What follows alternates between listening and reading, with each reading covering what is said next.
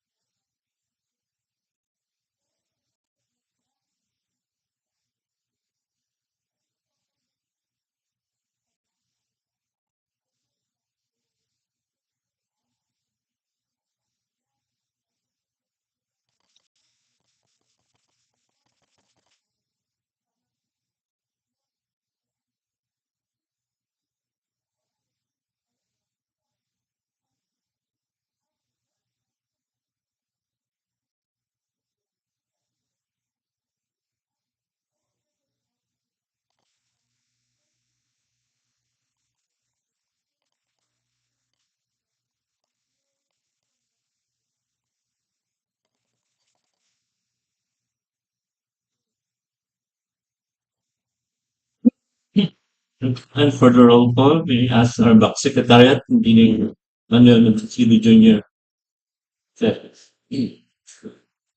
Good morning, everyone.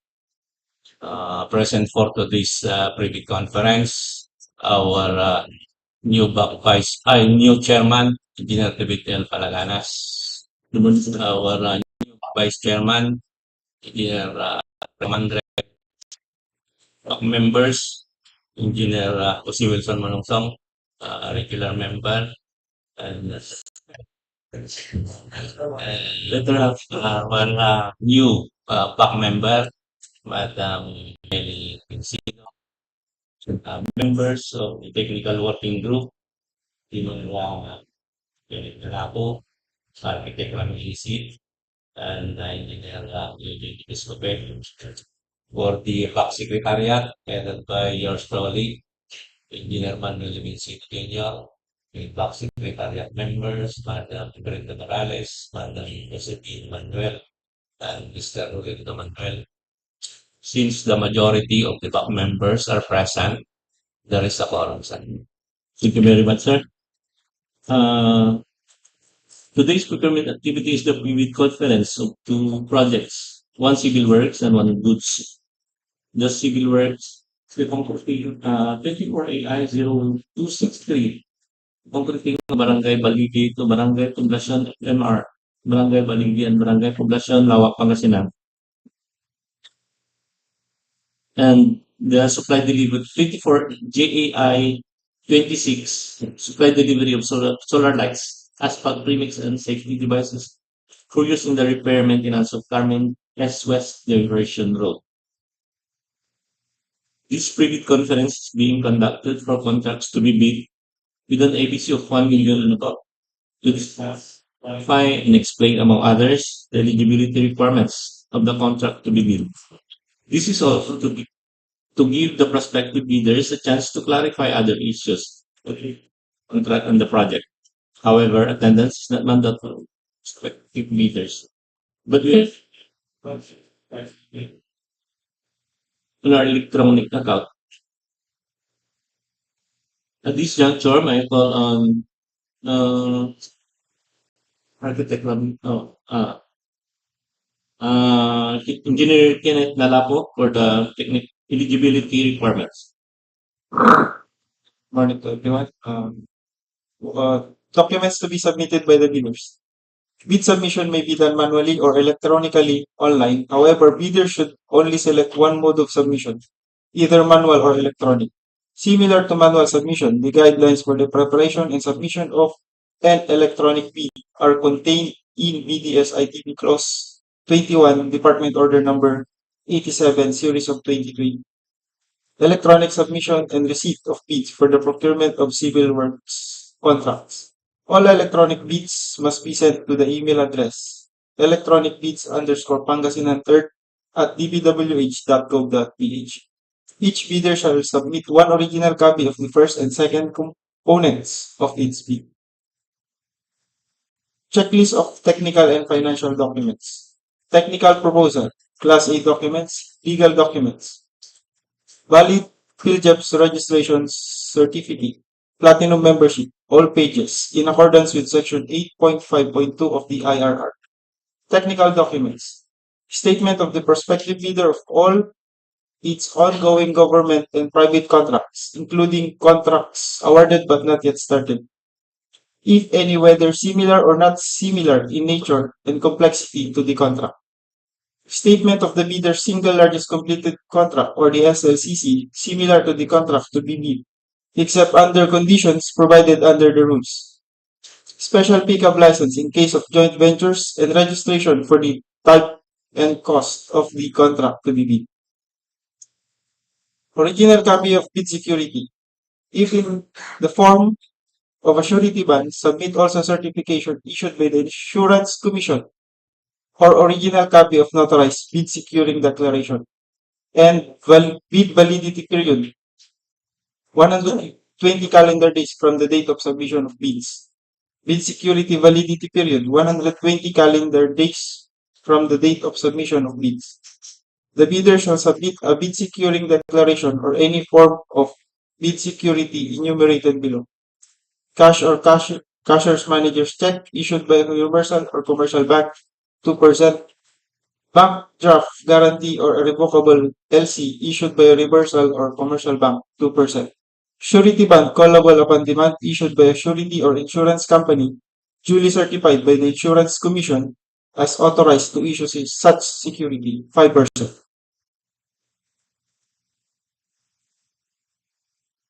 Project requirements, which shall include the following: organizational chart for the contract to be bid, list of contractors' key personnel, project manager, project engineers, materials engineers, and foreman to be assigned to the contract to be bid, with their complete qualification and experience date. Key personnel, one project manager, with a minimum years of similar experience, 5 years, one project engineer, 5 years, one materials engineer, DPWH accredited materials engineer 1, one foreman, 5 years. List of contractors' major equipment units, which are owned, leased, and or under purchase agreements, supported by proof of ownership or certification of availability of equipment, lessor or vendor for the duration of the project, as the case may be, and original duly signed omnibus sworn statement or the OSS, and if applicable, original notarized secretary's certificate in case of corporation, partnership, or cooperative, or original special power of attorney of all the members of the joint venture giving full power and authority to its officer to sign the OSS and do acts to represent the bidder. Financial documents. The prospective bidder's computation of net financial contracting capacity or the NFCC. NFCC is equal to current assets minus current liabilities multiplied by 15 minus value of unfinished projects, including awarded projects not yet started, coinciding with the contract to be bid. For the Class B documents, if applicable, duly signed joint venture agreement or the JVE in accordance with the RA number 4566 and its IRR in case the joint venture is already in existence, or duly notarized statements from all the potential joint venture partners stating that they will enter into and abide by the provisions of JVE in the instance that the bid is successful. For the financial proposal, original of duly signed and accomplished financial bid form and other documentary requirements under RA number 9184. Original of duly signed bid prices in the bill of quantities. Duly accomplished detailed estimates form, including a summary sheet indicating the cash flow by quarter. Criteria and procedure for detailed evaluation of bids, post-qualification and award. The financial component of the bids of each past bidder shall be evaluated using non-discretionary criteria, including arithmetical corrections for computational errors, and thus determine the correct total calculated bid prices. The BAC shall automatically disqualify any total calculated bid prices which exceeds the ABC. The following factors are to be considered in the evaluation of the bid prices. Bid evaluation, completeness, no pricing required item, non-complying, indicating a zero or dash free to GOP. All prices are deemed to include all taxes. Bids not addressing or providing all of the required items in the bid documents, including where applicable BOQ, shall be considered non-responsive. Arithmetical corrections. Bid prices in figures versus words. Words prevails. Total price versus unit price per item. Unit price prevails. Total price versus actual sum of component items. Actual prevails. Unit cost in detail estimates versus unit cost in BOQ. Latter prevails. If above ABC non-complying. Post-qualification. Verification of legal requirements. Licenses, certificates, permits, non-inclusions in blacklist. Technical requirements. Single largest completed contract or the SLCC similar to the contract. Key personnel minimum work experience requirements should be satisfied. Availability and commitment of major construction equipment. Failure of the prospective bidder to state a complete technical description of the pledged equipment and the specific bidder's automatic location, whether owned, leased, or under purchase agreement, shall result in bidder's automatic post-disqualification for award of contract and forfeiture of its bid security per Department Order Number 58 Series of 2012. Performance in ongoing government and private contracts. Negative slippage of at least 15% in any one project or negative slippage of at least 10% in each two or more contracts. Failure of the contractor to commence repair work and complete ongoing contracts in the prescribed date after receipt of the notice of defects and deficiencies. Failure of the contractor to commence repair works on contracts with pending certificates of acceptance in the prescribed date after the receipt of the notice of defects and failures. Substandard quality of works or unsatisfactory performance per contract term and conditions at the time of inspection. Liquidated damages currently imposed on the contractor. DEO 127 series of 2018 strict application of RE 9184 in the conduct of post-qualification of bidders with delayed ongoing contracts with the DPWH. Authenticity and correctness of bid security. Financial requirements. Audited financial statements or the AFS, especially current assets and liabilities. Up-to-date value of all outstanding or uncompleted works under ongoing and awarded contracts. Updated NFCC versus ABC. Notes on the personnel and equipment requirements of the contract. If a proposed key technical personnel is an employee of the bidder and working on another project at the same time of the bidding, the bidder shall submit a certification that the personnel will be pulled out from the ongoing project once the bidder is awarded to the contract. He/she will be replaced with another person with equal or better qualifications as certified by the head of implementing office. The bidder may propose a key technical personnel who is not its employee, provided that the said personnel is required to submit a certification that he/she will work for the bidder if is awarded the contract under bid. This certification in the first bid verified during qualification in the set of equipment pledged by the bidder. The bidder should specify his bid the location of the equipment in the specified location, then the bidder shall be post disqualified. Contract of award. The contract shall be awarded to the bidder whose bid has been determined to be the lowest calculated and responsive bid, or the LCRB, as a result of the detailed evaluation and post-qualification conducted. The successful bidder shall be notified through the issuance of notice of award within the bid validity period and must be confirmed by the successful bidder in writing within 10 days upon receipt thereof in accordance with Section 37.2.2 of the 2016 revised IRR of RA 9184. Common reasons for rejections of bids, ineligibility, and post-disqualification of bidder.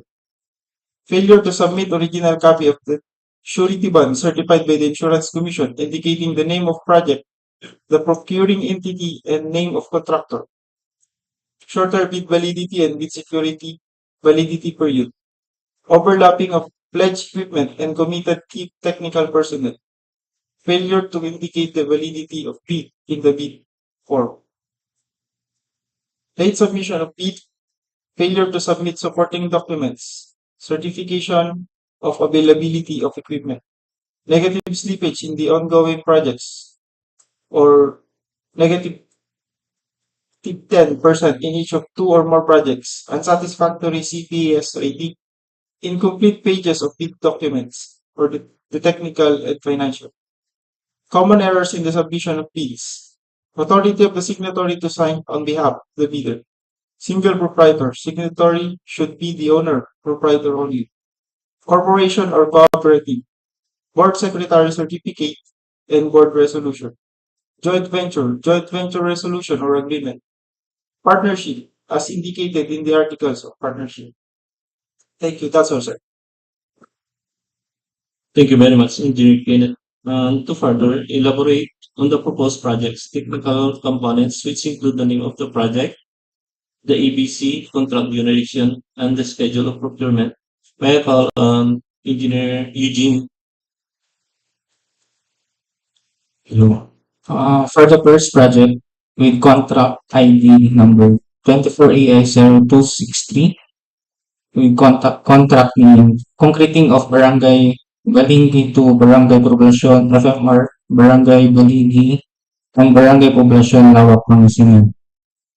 Ang scope of work, concreting of road with length of 0.9 kilometers, width 5 meters, thickness 200 mm, construction of stone masonry, installation of solar LED street lights with ABC of 12,437,500 pesos with contract duration 78 calendar days.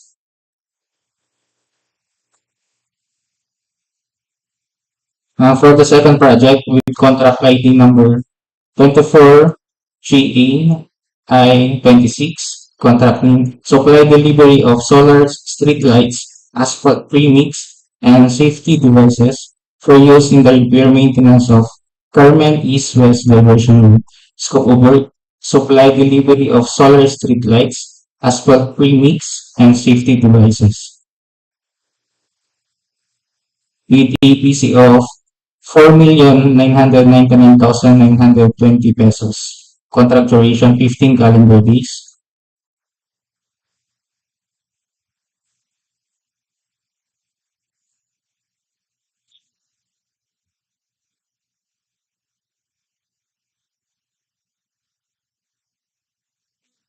Okay.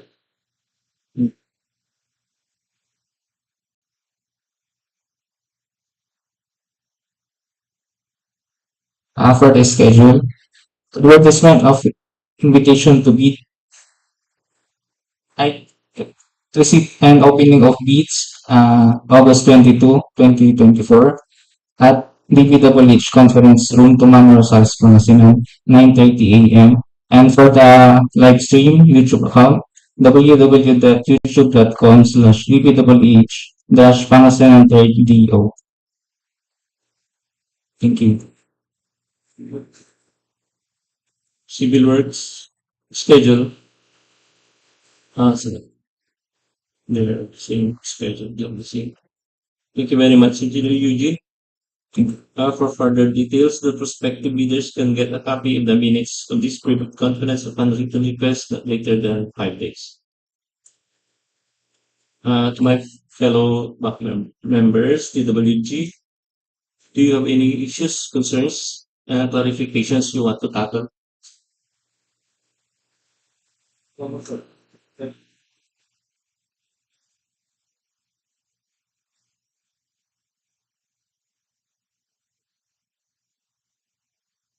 and view the motion of Engineer Jose Wilson Manungsong, duly seconded by Engineer Alfred, and no objection by Ma'am Melly. I hereby declare this tribute conference adjourned. Thank you very much and hope to see you in the next